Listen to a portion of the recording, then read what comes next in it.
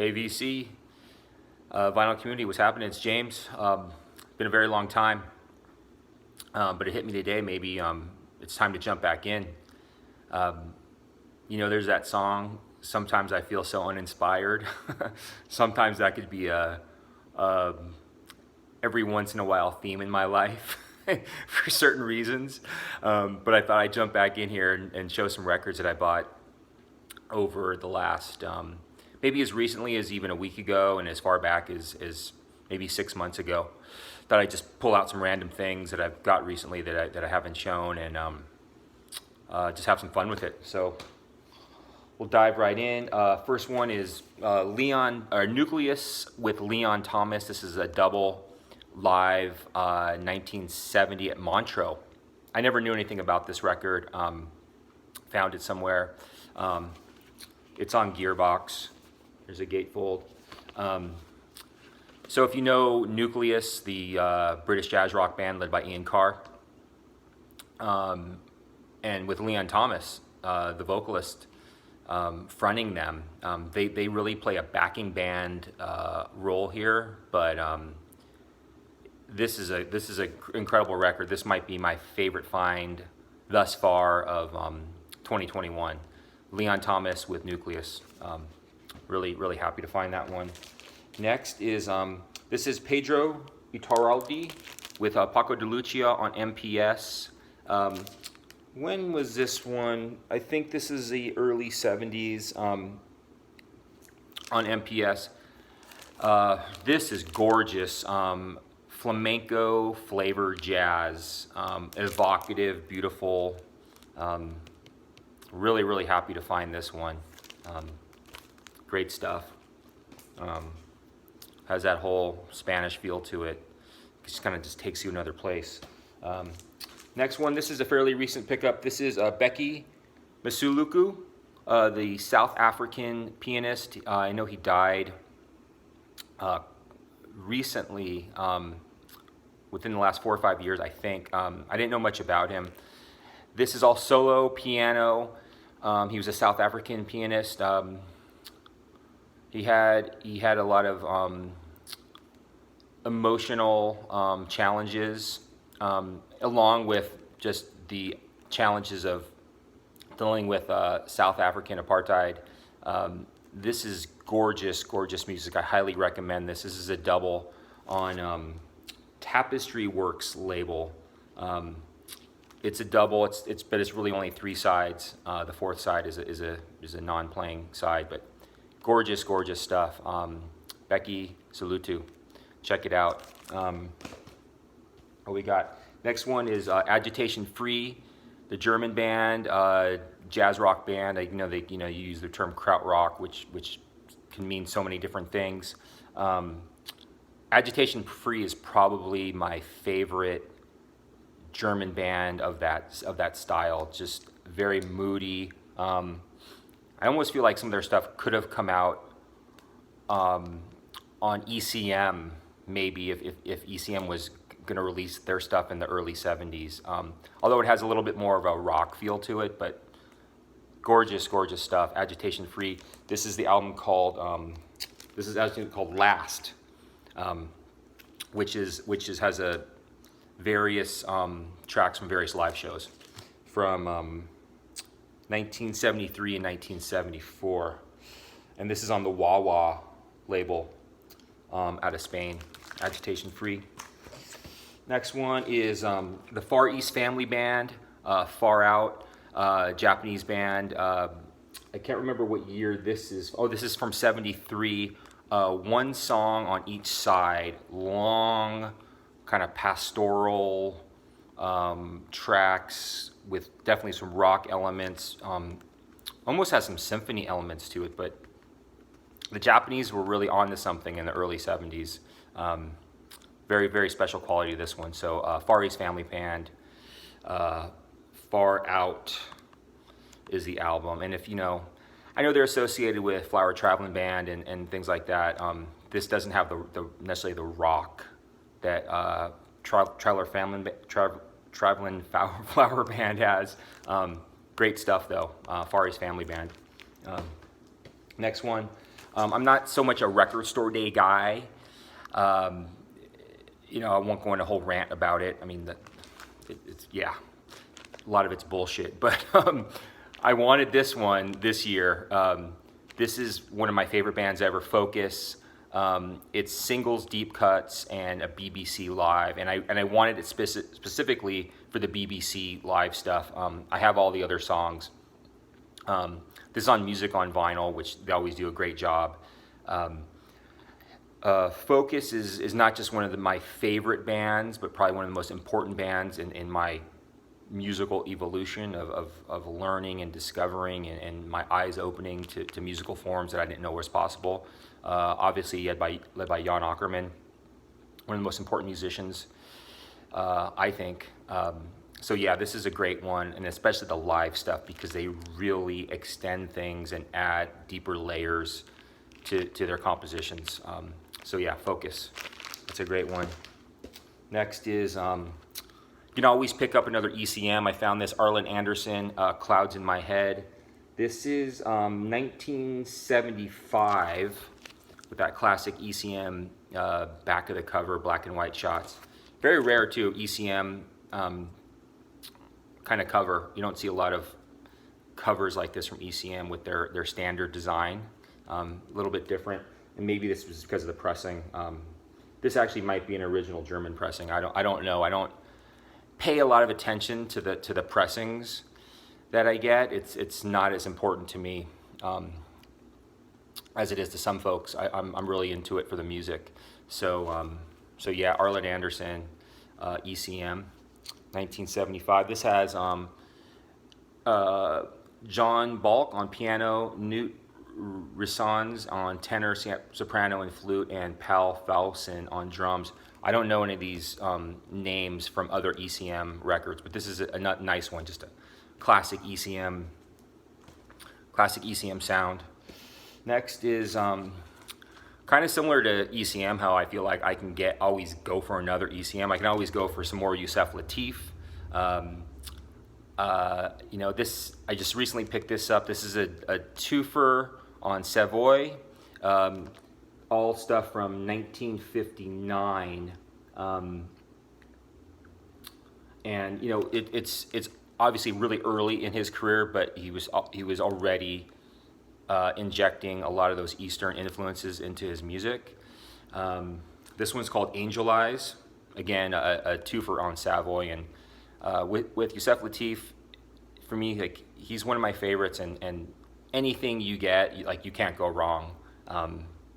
He's, again, like, kind of like Jan Akkerman. I mean, to me, Yusef Latif is one of the most important musicians in the 20th century. Absolutely.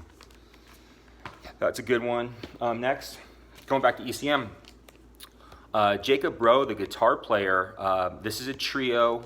I see a lot of newer ECM releases, but I'm always a little hesitant. Sometimes just because of the price. I don't feel like spending $30 on a new ECM record. But I saw this one used, and I've always been interested in Jacob Rowe. This is a beautiful, beautiful record. Thomas Morgan is on bass and Joey Barron on drums. Joey Barron is a monster drummer. I've seen him live a few times over the years, playing with John Abercrombie and some other folks. This is beautiful. This was recorded in 2015. He has his own individual style, yet there's definitely flavorings of Bill Frisell and even Abercrombie. So there's a chromatic sort of ECM guitar sound in a way amongst all those guys, even though they bring their own individual styles. It's a very gorgeous record. Definitely in the ECM tradition of ethereal, atmospheric, yet there's an individuality to this as well. So Jacob Rowe I love this record. It's played over and over and over again. So yeah, 2015 on ECM. I feel proud of myself to have a newer ECM release, meaning something after 1975, right? Here's one I just picked up actually a few days ago, the latest Billy Bang, a triple on BBE of the this is essentially the soundtrack to the documentary Lucky Man that was just came out about Billy Bang. I haven't seen it. I'm kind of repeating myself. Billy Bang, another one of my favorites, musicians. This isn't necessary. I wouldn't call this a soundtrack. It's I think it's parts of the actual documentary. There's actually snippets of Billy Bang talking about his experiences in Vietnam, and then him playing with musicians in Vietnam. For those of you not familiar, so this documentary, Lucky Man, is about Billy Bang going back to Vietnam after 40 years or so after serving in the army during the Vietnam War. It was a very traumatic experience for him, as it was obviously for a lot of people who fought in that disastrous, stupid war. And he was very traumatized for many years over his experiences there. Really, he was almost forced to fight. They at one point he was almost he had to quit because of the atrocities, and they said, well, you can either go to jail or keep on fighting. And it's horrible, but this is like he went back to heal, and that's what the documentary's about. And this record, again, it's sort of a synthesized version of the documentary. So I was very happy to get this one. I've listened to this already, and it's one of those things where it's gonna I'm gonna get more into it over repeated listenings. There's lots of layers here. So yeah, Billy Bang, the jazz violinist. If you like him, check this one out. BBE.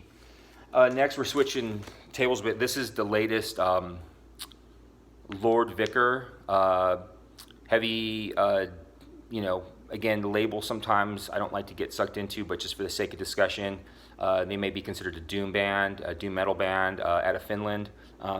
This is their 4th studio release. For my money, they're the best heavy rock band over the last 10 or 12 years, hands down. Very melodic, heavy rock, metal, whatever you want to call it. I feel sometimes gets a bad rap for people who are maybe a little bit more focused on just jazz or just electronica or whatever it may be. Very melodic, very thoughtful, heavy music.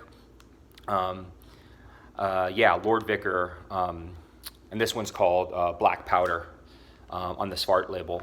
So they're out of Finland, and if you're interested, if you want to just expand and you're not so much into heavy stuff, but maybe you want to, if you're curious, check out LordVicker. Very thoughtful, melodic, heavy music out of Finland too. So the Europeans just know how to do it. Don't call me unpatriotic. I just feel like Europeans just oftentimes know how to do things better. On that related one, I picked up the Sleep Live at Third Man box set. This is how many LPs? This is 4 LPs live at Third Man. This thing is a monster record. Sleep is, the power that they create as a 3-piece. But again, there's melodicism to it and an energy. It's funny, I was thinking about this. They talk about Phil Spector, the wall of sound. To me, this is a wall of sound. It's almost like, there's spiritual jazz. This is spiritual heavy to me. I mean, Matt Pike, as a guitar player, has evolved so much. This really, as in terms of like something heavy, really takes you to another place. Just the energy they bring as a 3-piece, and this is a special box. I'm really happy to get this thing. Amazing music. And again, the categories, I mean, you got to categorize things for sake of discussions and reference sometimes. But when you call something doom or heavy or metal or psych or these things, we have these preconceived notions about things, and we tend to prejudge things based on these labels that sometimes are completely meaningless. But sleep is there's a power here that's almost it's beyond heavy, right? It's maybe it's almost spiritual to me. It really is a mind-body thing with sleep. So check it out, live at Third Man. Amazing recording on this one too. 4 LPs. Yeah, I'll stop rambling about that one. Next one is, I just went for this based on the hype sticker. It's, I don't know how to necessarily pronounce it. It's Seiche, Seich. And I just went for it. It says, it's a private press, hard psych, originally released in 1981.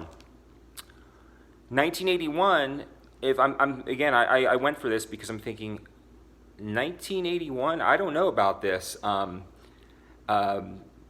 far as I'm concerned, the 80s, it was a horrible decade for most music. And I know there's probably people out there that would disagree with me, but 81, hard psych, and I figured it's private press, maybe there's something interesting about it. It's a trio out of Chicago. This is really good.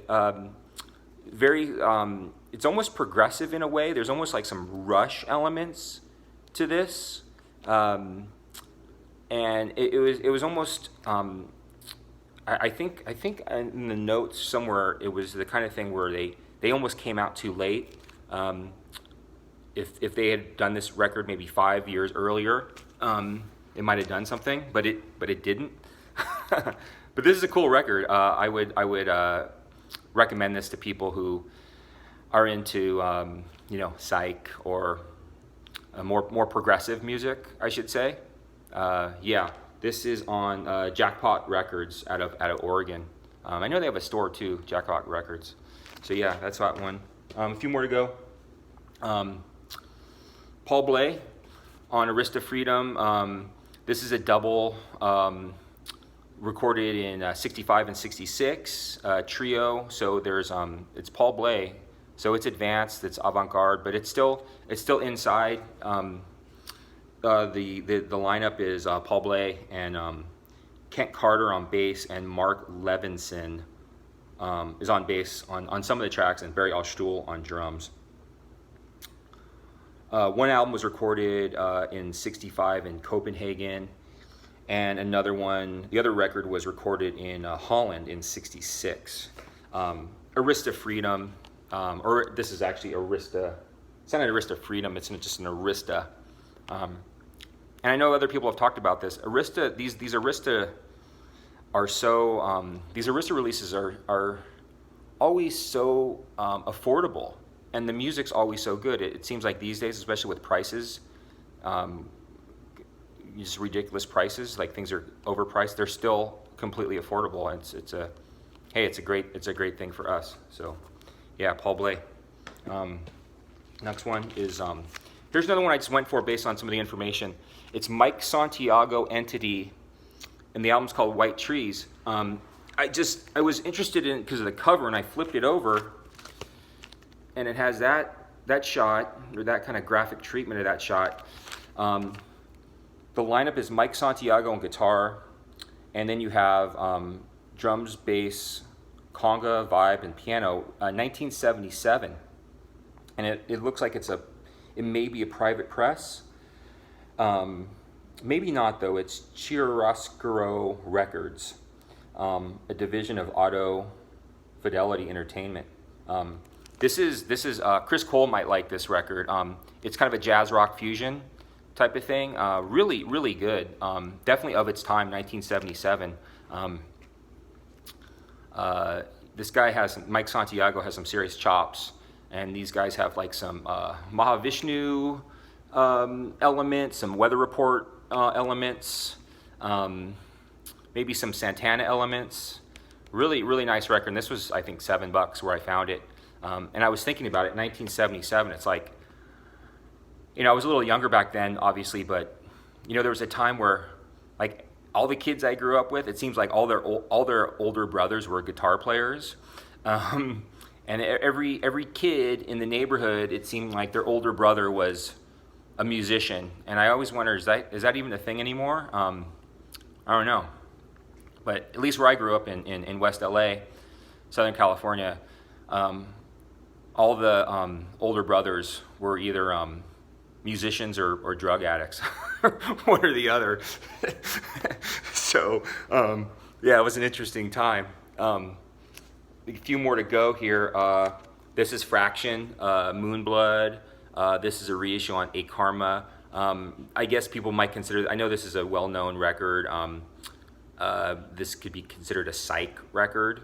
And I know this was compared to like the Doors, like early Doors.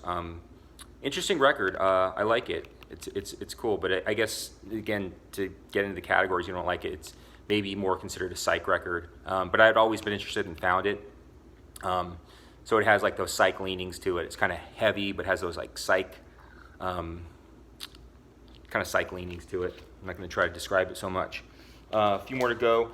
Next is, this is Barnabas, one of those bands that their album was never released, but it had kind of a cult understanding. This is on the Rise Above Relics series. Rise Above label puts out these kind of from the vault types of records. This was recorded in 1972, but never came out. And so this is a compilation of their of what would have been their album if it had come out, plus some leftovers. And to give you a taste of this, is they were from England, 1972, and they won a contest that were judged by Ozzy and Tony Iommi of Black Sabbath. So that's where it leans to. It leans towards early Black Sabbath, primitive kind of sound riffing, but and dark. But there's a progressive kind of quality to it, and there's some even mellower, sort of a ballad-like, epics on here. And it got me thinking, a lot of heavier bands back then, they were a lot more diverse than heavier bands these days. Even like a band like Sabbath would have a song like Planet Caravan. Judas Priest had, on some of their earlier songs, or on their earlier albums, had more thoughtful, contemplative songs. So Barnabas is in that style. This is really good. I would, if you like that kind of thing, check out Barnabas on Rise Above Relics. Or a couple more to go. This is Almond Freddy on this Now Again Reserve label, where it's kind of like the Barnabas. They put out, or it's kind of like the Rise Above Relics. Now Again Reserve put out these from the vault types of things. So Almond Freddy was a musician in California in the 60s, and this album never was fully released. He came out much later. So he was a guy of his time. He was living in San Clemente in near San Diego, and he was torn between a life as a surfer and dropping a lot of acid, but also had a lot of conflict. He was a Jehovah's Witness, so he was very torn between these two polar opposites. And in the notes has a great story about him.